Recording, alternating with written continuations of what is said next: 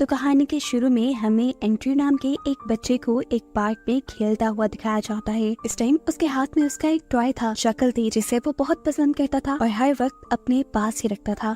इसी time Andrew की mom जो उसके पास खड़ी हुई थी, उनको एक कॉल आई। कॉल के दूसरी तरफ आदमी उन्हें हरास करने की कोशिश कर रहा था, उन्हें तंग कर रहा था और इस सब में वो इतना मगन हो गई कि उन्हें पता ही नहीं चला एंड्रयू उन्हें कब से बुलाता रहा। एंड्रयू को असल में जंगल के अंदर चकलदीद दिख रहा था जो उसे अपने पास बुला रहा था। कॉल बंद होने के बाद एंड्रयू की मॉम ने जैसे ही पीछे मुड़कर देखा तो एंड्रयू वहाँ नहीं था। वो घबरा गई। उसे यहाँ से चाहता उसकी नेबर एमिली और उसकी मॉम एना ने भी देखा था। एंड्रयू जंगल के अंदर मिस्टर चकलदीद के बुलाने पर गया था, लेकिन जंगल के अंदर उसे मिस्टर चकलदीद नहीं नजर आ रहे थे।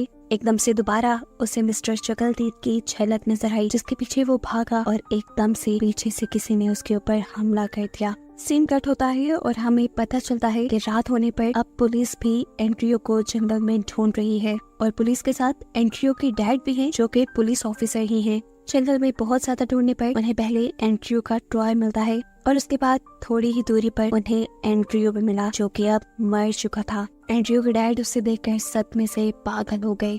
उन्होंने अपने ऊपर से कंट्रोल खो दिया था। उनको बाकी ऑफिसर्स ने यहाँ संभाला। अगले दिन भी एंड्रयू के केस पे इन्वेस्टिगेशन चल रही थी। पुलिस का मानना था कि एंड्रयू को जानवरों ने मारा है क्योंकि उसके जिस्म पे जानवर के हमले का निशान था, लेकिन ये भी मुमकिन था कि एंड्रयू का किसी ने मर्डर किया हो। इसी सिलसिले में इस केस को हैंड ओवर करने के लिए 2 FBI एजेंट आ जाते हैं। सीनियर ऑफिसर्स FBI एजेंट से कहते हैं कि आप लोग अपना टाइम ही वेस्ट करिए इस केस पे। देखिए साफ साफ ये बच्चा जानवर के हमले से मरा है, लेकिन फिर FBI एजेंट ने उनकी बात काटते हुए बताया कि एंड्रयू की गर्दन की हड्डी टूटी हुई है, जिसका मतलब है उसकी गर्दन को मोड़ कर मारा गया है और जो उसके जिस्म पे जानवर के काटने के निशान है वो उसके मरने के बाद के हैं। ये सुनकर पुलिस ऑफिसर कहते हैं आप लोगों ने बस अपने दिमाग में कहानी बना लिया है। तो जवाब में दूसरे FBI एजेंट उन्हें जवाब देते हैं ये कहानी नहीं है, कल एक डॉक्टर है, वो जो कह रही है गलत नहीं कह रही। जो थ्योरी वो आपको बता रही है ये एंड्रयू की बॉडी का पोस्टमार्टम करने के बाद ही बनाई गई है। अब FBI एजेंट्स कली पुलिस ऑफिसर्स को गाइड करती है कि उन्होंने किलर को कैसे ढूंढना है। जिस तरह से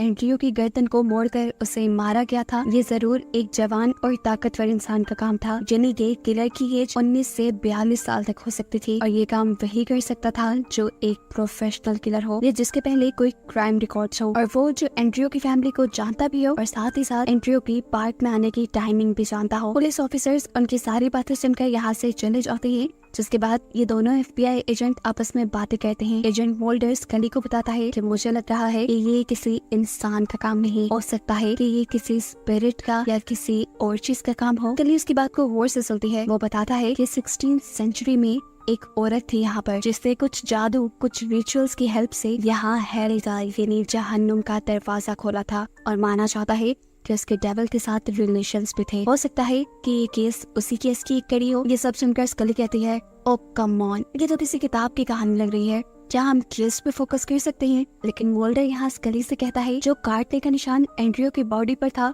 वो आम जानवर के काटने का निशान नहीं था, वो एक ऐसे डॉग का निशान था जिसके बारे में मैं जानता हूँ कि वो अंडरवर्ल्ड यानी जहन्नुम की रखवाली करते हैं। असल में वो स्पिरिचुअल डॉग होते हैं। उसकी बात सुनकर ये लोग दोबारा अपने ऑफिस जाते हैं और एंड्रयू की डेड बॉडी को दोबारा से चेक करते हैं क्योंकि अभी तक उन्हें एंड्रयू की मौत की वजह समझ नहीं आ रही थी। ये लोग अब एंड्रयू के पाँव को हाथ लगाते हैं तो इन्हें वहाँ पर कुछ अजीब सी चीज महसूस होती है, जैसे उसके पाँव पे नमक या फिर रेत लगा हो। इसके बाद ये लोग फाइल चेक करते हैं जिसमें ये लोग चकलदीद टॉय की पिक्चर देखते हैं जो मर्डर साइट से ही उन लोगों को मिला था। ये दोनों सोच में पड़ गए कि आखिर इस टॉय का या चकलदीद का इस पूरे मर्डर से क्या ताल्लुक है। इसी रिपोर्ट से इन्हें ये भी मालूम होता है कि अभी तक उस मर्डर के आई विटनेस का इंटरव्यू नहीं हुआ और इस मर्डर की आई विटनेस थी एक छोटी सी बच्ची एमिली यानी एंड्रयू की ही नेबर। और असल में एमिली के फादर ही चीफ पुलिस ऑफिसर थे जिनके हाथ से ये केस लेकर इन दोनों FBI एजेंट को दिया गया था। इसलिए ये लोग डिसाइड करते हैं कि एंड्रयू के फ्यूनरल के बाद ये लोग एमिली और उसकी मॉम एना से मिलने के लिए जाएंगे।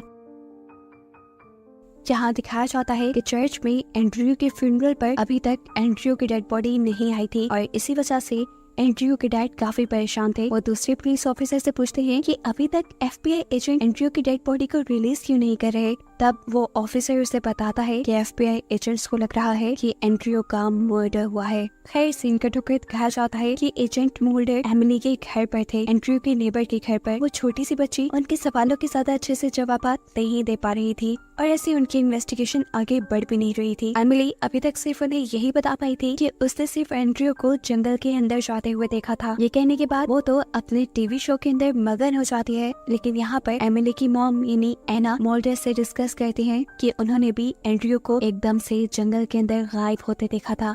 और ये देखते ही वो बहुत ज्यादा डर गई और अभी तक डरी हुई है क्योंकि ऐसा कभी भी उनकी बेटी के साथ भी हो सकता है। ये कहकर एना यहाँ से कुछ काम करने के लिए चली जाती है, जबकि मोल्डर उठकर उनके घर को चेक करने लगता है। यहाँ पर उसे एना की फैमिली पिक्चर और साथ ही एक बुक दिखती है जिसका नाम था ग्रिमोर ऑफ द ईस्टवुड विच। एना भी नोटिस कर लेती है कि मोल्डर गौर से इस किताब को देख रहा है और इसके बारे में वो मोल्डर को बताती है कि असल में उसके हस्बैंड जो कि चीफ पुलिस ऑफिसर हैं, उनको विचेस और जादू से रिलेटेड हिस्ट्री में बहुत इंटरेस्ट है और ये तो है भी उनकी लोकल स्टोरी, इसीलिए वो इसे पढ़ते रहते हैं। अब मोल्डर को भी काफी वक्त हो चुका था यहाँ आए, वो भी यहाँ से जाने लगता है और जैसे ही वो यहाँ से जाने वाला था, एमिली आवाज देकर इन दोनों को ही अपनी तरफ अट्रैक्ट कर लेती है और टीवी की तरफ इशारा करते हुए बताती है कि उस दिन मैंने इन मिस्टर चकलदीद को जंगल के अंदर देखा था। इस टाइम टीवी पर भी चकलदीद शो ही चल रहा था। दूसरी तरफ स्कली जो इस टाइम पुलिस स्टेशन में आई थी, वो चीफ पुलिस ऑफिसर से कहती है कि मुझे लगता है कि एंड्रयू की मर्डर के पीछे उसके डैड ही हैं।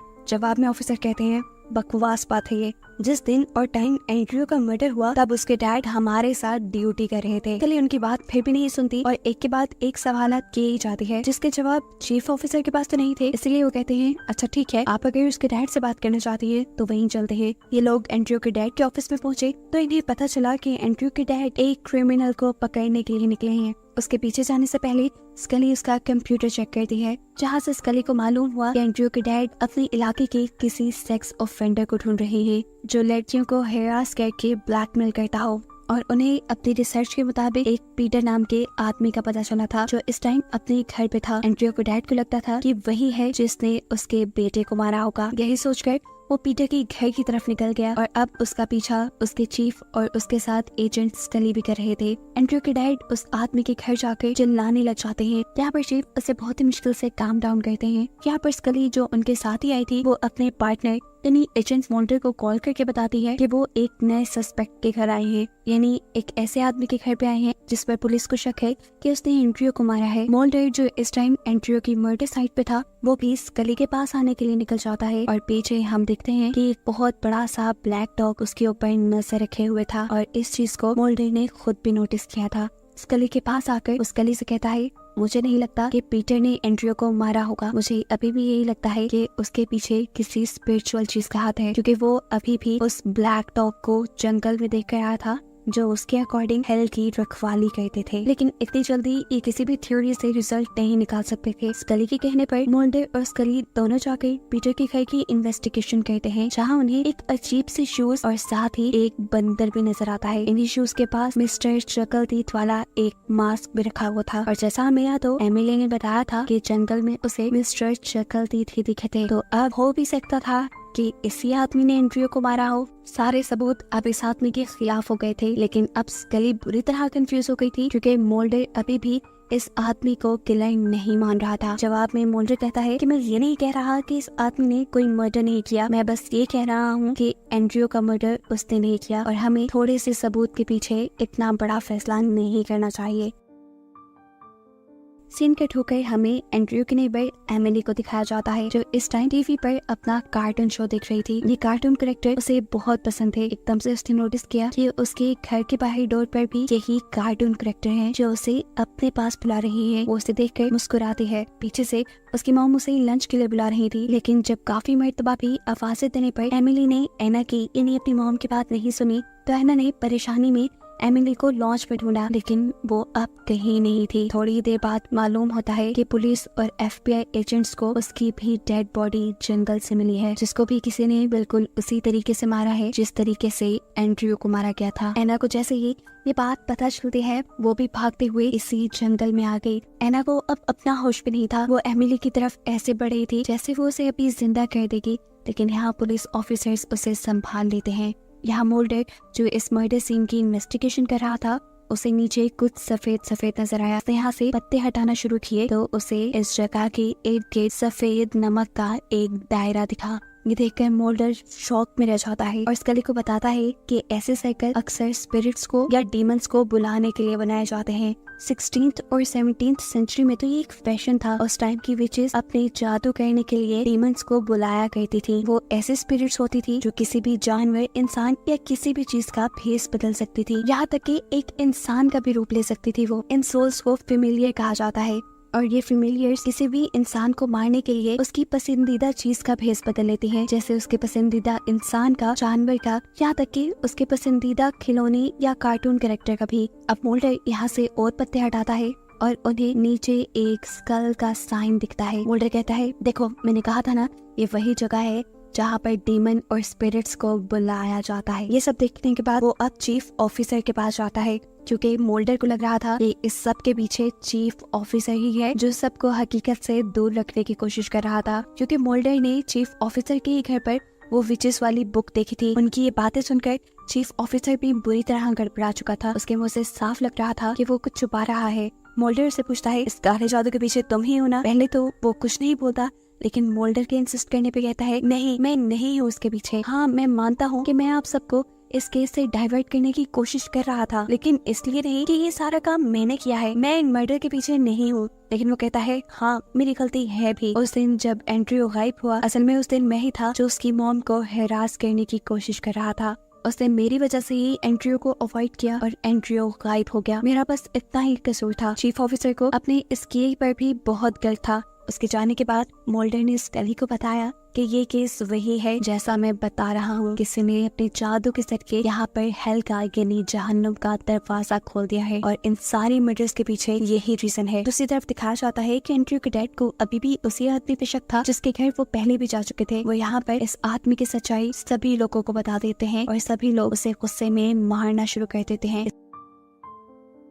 इसी खबर जैसे ही एजेंट मोल्डर और स्कली को मिलती है, वो लोग फौरन यहाँ आकर इस सिचुएशन को संभालने की कोशिश करते हैं। स्कली सबको अपना बैच दिखाते हुए बताती है कि वो FBI एजेंट है और अगर सबने साथ में को मारना ना छोड़ा तो वो सबको अटेम्प्ट टू मर्डर के चार्ज में अंदर करवा देगी। यहाँ सब लोग तो उसके कहने पे रुक गए, लेकिन फिर एंड्रयू के डैड ने बिना कुछ सोचे समझे उस आदमी को शूट करके मार डाला। हालांकि उस आदमी का तो कसूर भी नहीं था। ऐसे बेकसूर आदमी को मारने के चलते उसे खुद जेल हो जाती है और कुछ दिन बाद उसका कोर्ट ट्रायल होता है। कोर्ट में हेयरिंग के दौरान एंड्रयू के डैड को इसलिए छोड़ दिया गया, एक तो वो गिल्टी भी थे और दूसरा जिस आदमी को उन्होंने मारा था वो ऑलरेडी एक क्रिमिनल था। लेकिन इस सब के बावजूद भी उन्हें $5000 फाइन भरना पड़ा। कोर्ट की हेयरिंग के दौरान हम मोल्डर और स्कली को आपस में बातें करता हुआ भी देखते हैं, जहाँ मोल्डर स्कली से कह रहा था कि जिसने भी उस हेल का गेट खोला है या जिसने भी वो रिचुअल और मैजिक किया है वो भी इसी रूम में हमारे साथ ही बैठा हुआ है, बस हमें अपनी आंखें खुली रखनी होगी। जैसे ही अब ये दोनों एजेंट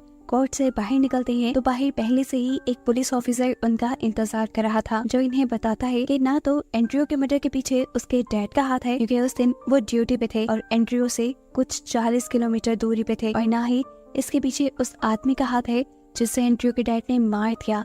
इस ऑफिसर को असल में इन दोनों एजेंट्स ने किसी और शहर से इन्वेस्टिगेशन के लिए बुलाया था, क्योंकि अब इन दोनों को यहाँ के लोकल ऑफिसर्स पर एतबार नहीं रहा था। सिंकट होकर हमें एंड्रयू के डैड को दिखाया जाता है जो अब वापस घर आ गए थे, लेकिन घर आकर भी वो खुश नहीं थे बल्कि और डिस्टर्ब थे, क्योंकि इस सारे केस की वजह से उन्हें एक सबसे बुरी हकीकत ये पता चली थी कि उसकी वाइफ और उसके चीफ ऑफिसर के दरमियान में रिलेशन था, जिसकी वजह से चीफ ऑफिसर ने उसे हैरेस किया। ऐसे में उसकी नजर उसके बेटे से हट गई और उसके इस घनावनी काम की वजह से उसके बेटे की जान भी चली गई। अपने हस्बैंड के मुंह से ये सारी बातें सुनकर एंड्रयू की मॉम और भी ज्यादा परेशान हो जाती हैं। वो जो खुद एंड्रयू की मौत के गम से बाहर नहीं निकल पाई थी, अपने हस्बैंड की बातें सुनकर और भी अपसेट हो जाती हैं और गाड़ी लेकर वहाँ से निकल जाती हैं। और पीछे से उसका हस्बैंड अपने बेटे की मौत का बदला चीफ ऑफिसर से लेने के लिए निकल जाता है। यहाँ एंड्रयू की मॉम जब ड्राइव कर रही थी तो जंगल के दरमियान के रास्ते से उन्हें सड़क के बिल्कुल दरमियान में एंड्रयू खड़ा नजर आया, जिसे बचाने के लिए उन्होंने अपनी गाड़ी मोड़ी तो बुरी तरह उनकी गाड़ी पलट कर उनका एक्सीडेंट हो गया। एंड्रयू के डैड जो इस टाइम चीफ ऑफिसर के घर के अंदर आ चुके थे, उन्हें घर के अंदर पहले तो अंधेरे के अलावा कुछ दिखाई नहीं देता, फिर थोड़ी ही दूरी पे उसे मिस्टर चकलदीद दिखाई देते हैं जिसका वो पीछा करने लगे। लेकिन जैसे ही वो मिस्टर चकलदीद के पीछे जाते थे, चकलदीद वहाँ से गायब हो जाता था। यह उनके साथ एक बार नहीं, 2 बार नहीं, 3 मरतबा हुआ। चौथी मरतबा उसे चकलदीद टीवी के ऊपर चलता हुआ सुनाई दिया और जैसे ही वो टीवी में चकलदीद शो देखने ही वाला था, एकदम से उसके पीछे कोई आ गया और ये कोई और नहीं मिस्टर चकलदीद ही था। उसे अपनी गन से शूट करके मारने ही वाले थे, लेकिन तभी यहाँ पर चीफ ऑफिसर भी आ गए जिन्होंने रिक यानी एंड्रयू के डैड को ऐसे देखा जैसे वो उसके ऊपर गन पॉइंट किए हुए हो। इससे पहले कि रिक उन्हें गोली मारता, चीफ ऑफिसर उसे गोली मारकर खत्म कर देते हैं। गोली की आवाज यही करीब मौजूद एजेंट मोल्डर और स्कली ने भी सुन ली थी। जब उन दोनों ने हाँ कर चेक किया तो उन्हें एंड्रयू के डैड यहाँ पर मरे हुए मिले। ये देखकर इन दोनों को ही शॉक लगा और अब ये लोग ये बात भी जान गए कि आगे कुछ बुरा ही होने वाला है। ये दोनों घर से बाहर निकल तो इन्हें इस घर के बाहर भी सॉल्ट का सर्कल बना दिखाई देता है। कुछ सोचते हुए एजेंट मोल्डर दोबारा घर के अंदर जाते हैं और देखते हैं कि अब वहाँ वो विच वाली बुक भी नहीं थी। ये देखकर ये लोग अब जंगल में क्राइम सीन की तरफ बढ़े, जबकि यहीं पर हमें दिखाया गया कि अब चीफ ऑफिसर भी डायन को यानी एंड्रयू की मॉम को ढूंढ रहे थे। उनको ढूंढते हुए वो भी जंगल के करीब पहुंचे जहां उन्हें एंड्रयू की मॉम की गाड़ी उल्टी हुई दिखाई दी।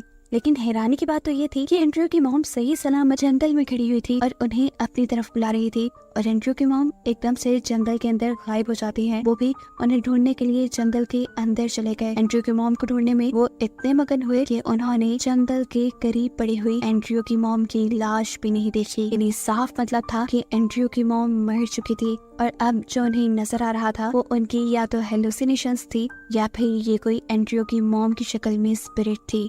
चीफ ऑफिसर जंगल में भी दूर निकल आते हैं जहां जंगल के पीछे बीच उन्हें अपनी वाइफ यानी एना दिखाई देती है। बहुत सारी कैंडल्स के घेरे में ये एक मैजिक सर्कल था, एक जादुई घेरा था जिसके अंदर खड़े होकर वो काला जादू कर रही थी उसी किताब की मदद से जो किताब हमने उसके घर पर देखी थी। और इसको देखकर यहाँ हमें पता चलता है कि असल में एंड्रयू और उनकी बेटी एमिली की डेथ के पीछे भी और कोई नहीं बल्कि एना ही थी जिसने ये सारा काला जादू शुरू किया था। एना अपनी ये सारी बातें एक्सेप्ट भी कर लेती है। वो मान जाती है कि हाँ मैंने ही काला जादू किया, लेकिन मैं ये नहीं चाहती थी कि एंड्रयू और एमिली मर जाए। मैं सिर्फ ये चाहती थी कि चीफ ऑफिसर और डेयान दोनों को सबक मिले। जो बेवफाई वो दोनों अपने पार्टनर्स के साथ कर रहे थे, बस उन्हें उनका सबक मिल जाए। उसे बिल्कुल अंदाजा नहीं था कि उसे अपने इस घिनौने मकसद के पीछे अपनी बेटी को भी गंवाना पड़ जाएगा और साथ ही बेचारा एंड्रयू भी मारा जाएगा। एना को भी खुद सबक मिल चुका था उसकी बेटी के मरने के बाद, वो भी गम में थी और बस अब ये सब कुछ बंद करना चाहती थी। इनकी इन्हीं बातों के दौरान एना दिखती है कि चीफ ऑफिसर के ऊपर वो ब्लैक डॉग हमला कर चुका है जो असल में हेल का गार्ड था। वो अपने हस्बैंड को भी मारना नहीं चाहती थी और अब उसे अपने आंखों के सामने मरता देखकर वो जोर से चीख मारती है। इतने में ही हम देखते हैं कि यहाँ पर एजेंट मोल्डर और स्कली भी आ गए थे जिन्होंने एना को उस मैजिक सर्कल के अंदर खड़ा हुआ भी देख लिया और वो सारी कहानी समझ गए। यहाँ मोल्डर एना से बात करना चाहता था। वो एना को कहता है ये बुक तुम मुझे दो, मैं तुम्हें कोई और रास्ता बताता हूँ। लेकिन एना उसकी एक बात नहीं सुनती और इस बुक के कुछ मैजिकल स्पेल्स पढ़ते हुए अपने आप को भी खत्म कर देते हैं। उसके खत्म होते ही यहाँ पर हल का दरवाजा जो उसने खोल दिया था वो भी बंद हो गया। हैरानी की बात ये थी कि जिस आग में वो जलकर मरी थी उस आग में वो किताब नहीं जली जिससे पढ़कर वो जादू कर रही थी, जिसे अब स्कली अपने पास रख लेती है एक सबूत के तौर पे, क्योंकि ये उसकी जिंदगी का पहला केस था जिसमें सभी मर्डर्स के पीछे स्पिरिचुअल चीजें इन्वॉल्व थी। और फिर मोल्डर से आकर कहते हैं कि मुझे तुम पर एतबार हो गया है, तुम जो कह रहे थे वो सब ठीक था। इनका केस भी अब खत्म हो चुका था और फाइनली ये लोग अब इस शहर को छोड़कर निकल जाते हैं। इनके निकलने के बाद हमें पीछे से दोबारा उसी झूले को घूमता हुआ दिखाया जाता है जिसमें मूवी के स्टार्ट में एंट्रियो था। यानी इसका मतलब कहानी यहाँ खत्म नहीं हुई थी, अभी भी कुछ था जो देखना बाकी था। लेकिन इसके साथ ही ये मूवी यहाँ पर खत्म हो गई।